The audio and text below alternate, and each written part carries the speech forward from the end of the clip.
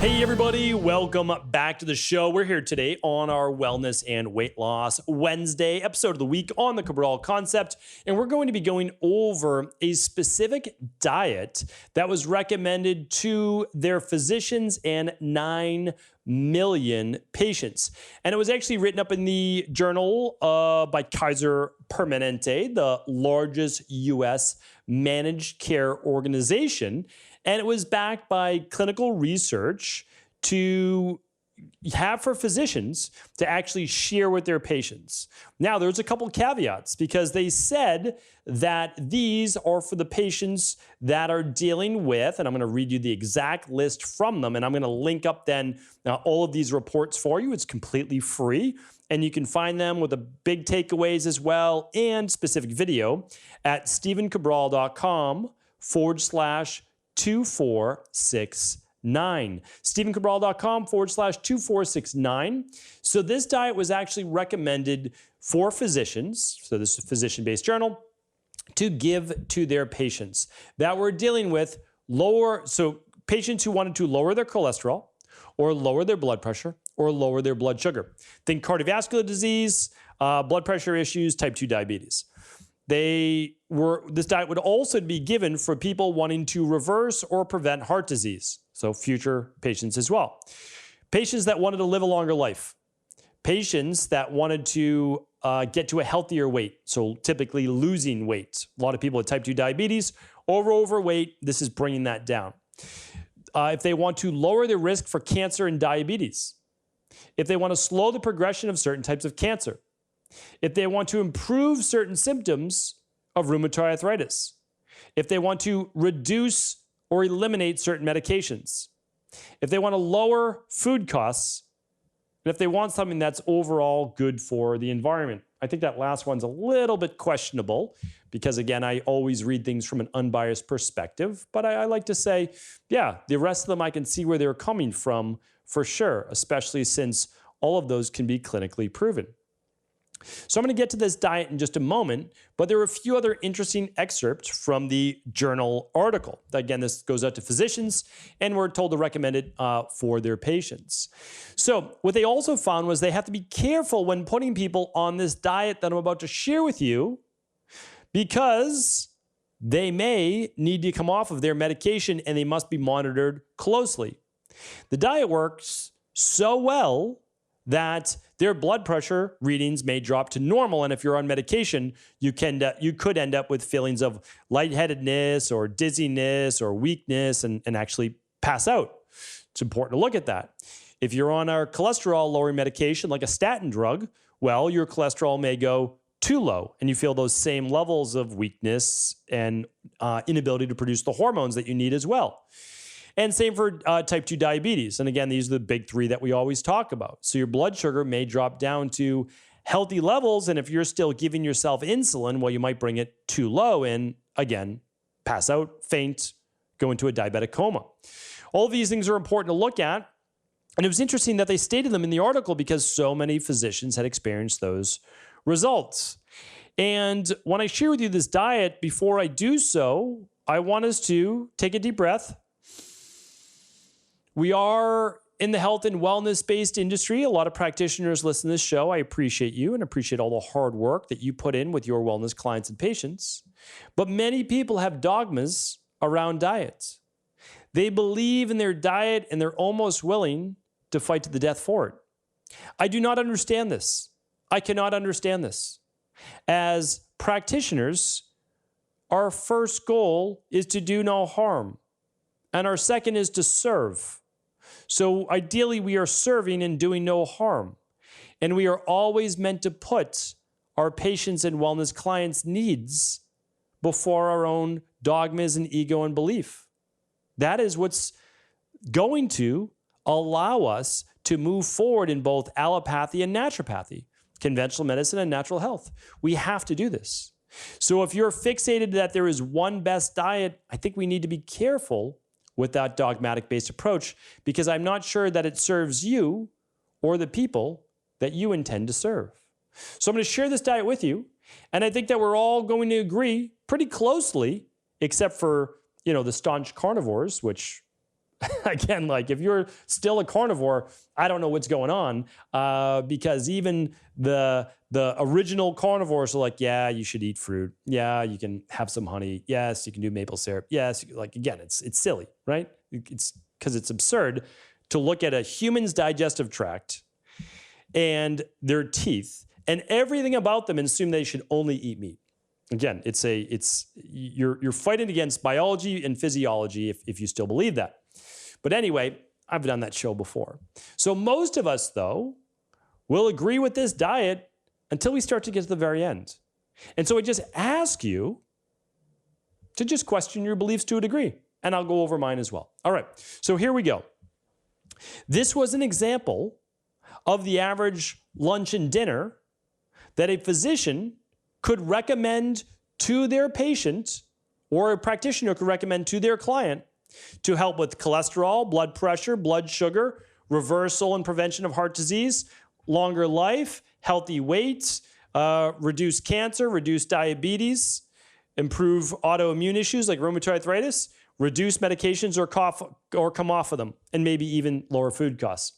Here's the diet that was recommended. And again, I'll link up as much information as I can get you, literally all the different plans and everything I can get you for completely free at stephencabral.com/2469. All right, so half of the plates. So when we look at a lunch plate and a dinner plate, now here's the thing. I just want to state one thing before this. You can still use intermittent fasting with this nutrition plan, and I recommend it. Okay, so you can do a 12-hour intermittent fast from 6 at night to 8 in the morning. You could do a 14-hour, sorry, that's 14 hours. You could do 6 at night to 6 in the morning. And again, you know I like 3 hours, 4 hours before you go to bed to stop eating because you'll see all your biometrics improve. I've got that on another show. But maybe you do 8 to 8, that's 12 hours, all right? But let's say it's 6 o'clock to 8 o'clock, that's 14 hours. Maybe you do 6 o'clock at night to 10 in the morning, that's 16 hours, all right? You can still get in 3 meals per day if you want. It's totally up to you, or maybe you're doing 2 meals a day. But either way, let's just talk about lunch and dinner on today's show. This is the template, essentially, for lunch and dinner. Half of the plate is going to be non-starchy vegetables. Doesn't seem too wild yet, right? You're just going to pick some, whatever you want for vegetables. Maybe it's salad because that's simple for you. Okay, try to go for some dark leafy greens if you can. Maybe it's sliced tomato. Maybe it's broccoli. Maybe it's cauliflower. Maybe it's asparagus. Maybe it's bok choy. Maybe do a couple if you want, right? Like so, half your plate, non-starchy vegetables, right? And then you can do 25% of your plate for a starchy vegetable. That could be sweet potatoes, yams. Japanese yams are one of my favorite, purple potatoes, yuca, if I haven't mentioned that. Any type of starchy, potato-like root vegetable. Might even be like carrots and sliced beets and things like that too. That could work as well. All right, so that's a fourth of your plate. And then on the side, you can add some nuts or a little side salad as well. So like an example of this meal, I'm going to actually just give you an example because this is something that I do at lunch quite often. I will do 1 or 2 cups of broccoli. Okay, but if I don't do 2 cups of broccoli, then I might add in some cauliflower instead. Simple. Then 1/4 will be something like butternut squash. And again, I just gave the example on yesterday's show or the day before. I think it was Monday, actually. Super simple. All of this could be frozen if you wanted to. You just put it on a tray in your oven, and you're basically good to go.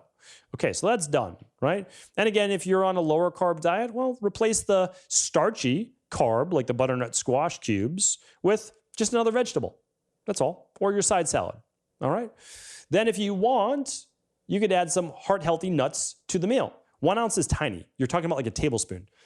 So a tablespoon of crushed macadamia nuts, delicious. Or crushed walnuts for your omega-3s, fantastic, okay? So good. Or almond slivers. Then you're just adding that on top of your veggies. You just crush it. You can put them right on top if you want. All right. Now, they also say to add like a half a cup of fruit. This is the only thing that I don't recommend, right? So like I'm saying, if you're going to do fruit, great. Maybe do it at breakfast or do it a half hour before the meal because it's not the best food combiner, but we'll save that for another day. All right. So I think that most of us that are pretty open-minded, this is basically a paleo-based meal, right? It's like, okay, we've got our non-starchy vegetables, our broccoli and cauliflower, bok choy, salad, whatever you want to say. Then we've got a fourth, that's a half. Then we've just got 25%, a fourth of our plate of butternut squash or Japanese yams, purple potatoes, anything like that. Okay, fantastic, right? So we've got that. Now there's 25% left on your plate. And it's funny because all the IHPs that are listening to this, they know that this is actually just a balanced diet that we give people as a template. So the 25%, quarter of the plate is what we're all going to disagree on. Not everybody, but everybody already has their side chosen. What do you put in that 25%? What do you think? Was it meat? Was it fish? Was it eggs? Was it dairy? Or was it some type of plant-based protein like beans or legumes? Well, what they recommended were the beans and legumes. So now is where we have this big disagreement with most people, but yet we're only talking about 25% of the plate. So I think if we step back and we say, okay, maybe if this is being recommended, and it is, and there's almost no downside, again, if you have digestive issues, if you have autoimmune issues, just, again, please fix those because there's an underlying root cause. Fix your digestive system, fix your gut, rebalance your bacteria, heal and seal the 26 feet of lining of your gut, rebalance the immune system, slowly reintroduce some plant-based protein. I'm not saying, again, they're recommending that you could go all plant-based. There's lots of studies on this. And if you really look at the research unbiased, it's pretty strong. But I also believe that you don't need to totally eliminate meat and fish and eggs. I think you can be just as healthy, maybe even for some people healthier with a little bit of that in there. What I don't want to do is find one point that we disagree on that we can't come together on the other 75+%, 80%, right? So what I'm sharing with you is this, especially if you're a practitioner.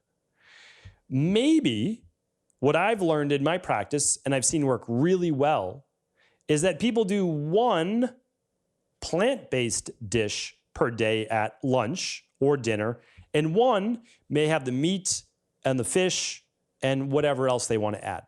So I actually have another podcast that I will link up called A Day in My Life, or A Day in the Life of My Mediterranean Diet. It doesn't mean that you're supposed to copy me. I'm just giving you an example. It's very easy. I will oftentimes do plant-based until dinner. And that is because I'm working, I'm go, go, go. But I know from the research that although this is not going to lead to the most muscle on a person's body, there's no doubt about that, it will lead to most likely greater longevity. So again, the last point I want to bring to you is this. Transforming your body and adding more muscle is not contiguous or synonymous or equates to health. If you want to add more muscle and a lot more size and transform your body, a higher protein and then slightly lower or moderate carb diet is going to be better. Getting 1 gram of protein per pound of body weight that you want to weigh is going to be better. But I can tell you, it's not going to lead to the longest, healthiest life possible. It's just not. If you understand how AMPK works, mTOR works, and the overall anabolic and catabolic nature of the body, it's just not going to happen. Now, there are things that you can do in order to push it into your favor, and that has to do with intermittent fasting, which is why for everybody, no matter what diet you follow, 99 out of 100 people should be doing some type of 12-hour to 16-hour intermittent fast, because that's going to offset a lot of the damage that we do by our diets oftentimes. So I wanted to bring this to you. I know it's always a controversial topic when we talk about eating more plant-based. I don't understand why. We're going by the research. This looks good. If there's digestive issues, please, that has nothing to do with being plant-based. That has to do with having an imbalanced immune system and digestive system, and you can fix those things. Like you really can. I talked about it on yesterday's show. So what I want to do, though, is just make sure that I can always be a voice for what the research backs up and some of the top cardiologists in the entire world, some of the top doctors and researchers in the entire world. Now, you can always cherry pick studies to say, hey, look at this, look at this, look at this. And someone in their 20s can always be on a carnivore diet and be like, hey, I don't even need carbohydrates. But again, you can get away with a lot. The human body's amazing in that way. But is it optimal? That's what I'm looking for. My goal as we start to move into next year is high performance. Having people feel great now while living to 100 plus. And if you want to live to 100 plus, you need to start doing it now. You honestly do. I just talked about on last Friday's show, Alzheimer's begins to show up 20 years before. There are 16 different proteins that we know to test for now, out of the 38 that show up 5 years before. Trust me, disease begins in the body with every bite of food that we eat, with every lack of sleep, with over-exercise, under-exercise, etc. If you haven't read my book, The Rain Barrel Effect, I would definitely check it out. It's literally free. You just pay for shipping at stephencabral.com. But it's an unbiased, balanced look, I think, at how we get sick, how we gain weight, and how we can get well again. And it doesn't mean that you need to be vegan. But moving a little bit more plant-based is literally erring on the side of caution. That's it. Like there's literally no downside to it unless you are looking to be a bodybuilder. And then I agree, it's going to be more challenging. You can get there, just more challenging. But if your goal is to be in great shape, not a bodybuilder, be in great shape and live a healthy life for a really long period of time and see your kids grow up and their kids grow up, which is what I'm looking to do, I think we have to start looking at things a little bit different. So I just wanted to share this with you here today. I'd love to hear your comments. It's okay if you disagree. Like, I'm good with that. As long as we can be civil, we don't even need to debate each other. Let's just share ideas. That's what this is all about. Because remember, if you're a practitioner, you're here to serve. That's what this is all about. So I'd love to hear your ideas as well. Let's keep things civil, right? Let's all be friends. Let's be kind as I try to teach my daughters.